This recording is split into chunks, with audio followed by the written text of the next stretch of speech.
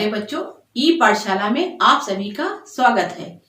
बच्चों, हम आशा करते हैं कि आप अपने घरों में खेलने कूदने के साथ साथ अपनी पढ़ाई भी कर रहे होंगे, जिसके लिए हम ई पाठशाला के माध्यम से आपका समय समय पर मार्गदर्शन और ज्ञानवर्धन करते रहेंगे। तो आइए हम आज अपने विषय को आगे बढ़ाते हैं।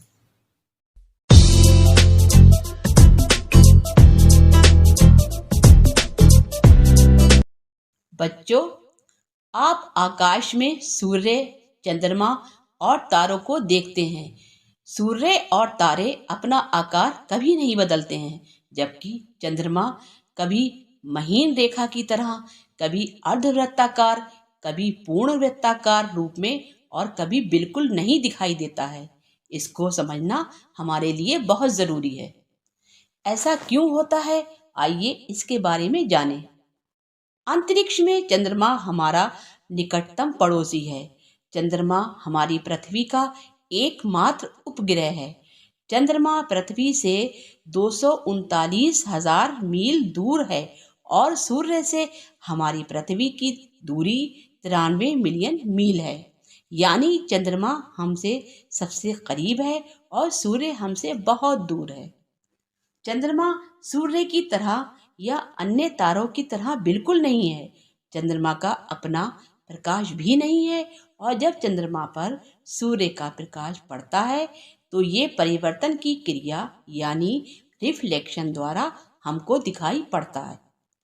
जिस प्रकार पृथ्वी अपने अक्ष यानी एक्सिस पर घूमती हुई सूर्य के चारों ओर चक्कर लगाती है, उसी प्रकार चंद्रमा भी अपने अक्ष पर घूमता हुआ पृथ्वी के चारों ओर चक्कर लगाता है। इस क्रम में चंद्रमा सूर्य का चक्कर भी लगाता रहता है। चंद्रमा अपने अक्ष पर घूमते हुए पृथ्वी का एक चक्कर लगाने में लगभग 28 दिन का समय लेता है। चंद्रमा की सतह चिकनी नहीं है, बल्कि ऊबड़ खाबड़ है और उस पर विशाल गड्ढे हैं, जिन्हें क्रेटर्स कहते हैं। चंद्रमा पर ना हवा है और ना ही पानी, इसलिए वहां पर कोई जीवन नहीं है, लेकिन चंद्रमा पर लोग पहुंच चुके हैं। 20 जुलाई 1966 को संयुक्त राज्य अमेरिका के नील आर्मस्ट्रॉन्ग और एडविन एल्ड्रिन चंद्रमा पर पहुंचने वाले पहले व्यक्ति थे। ये अपोलो 11 नामक अंतरिक्ष यान से चंद्रमा पर गए थे। राकेश शर्मा अंतरिक्ष में पहुंचने वाले पहले भारतीय व्यक्ति हैं। आपने 2 अप्रैल 1984 को रूसी अंतरिक्ष यान सोयूज T11 से अंतरिक्ष की यात्रा की थी। भारत का पहला चंद्र मिशन चंद्रयान-1 22 अक्टूबर 2008 को चंद्रमा की ओर सफलतापूर्वक भेजा गया। चंद्रयान ऑर्बिटर का मून प्रोब MIP 14 नवंबर 2008 को चंद्र सतह पर उतरा, जिससे भारत चंद्रमा पर अपना झंडा लगाने वाला चौथा देश बन गया। बच्चों, अब हम बात करते हैं चंद्रमा की कलाएं यानी मून फेसेस की। आपको चंद्रमा के अलग अलग आकार व रूप दिखाई देते हैं।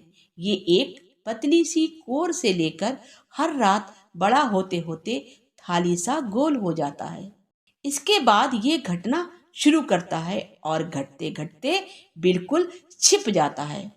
इसके बाद ये फिर बढ़ना शुरू करता है और ये क्रम चलता रहता है।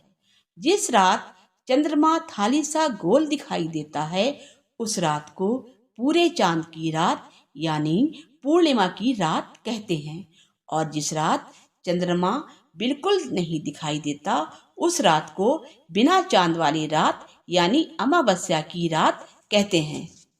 एक महीने में एक पूर्णिमा और एक बार अमावस्या होती है।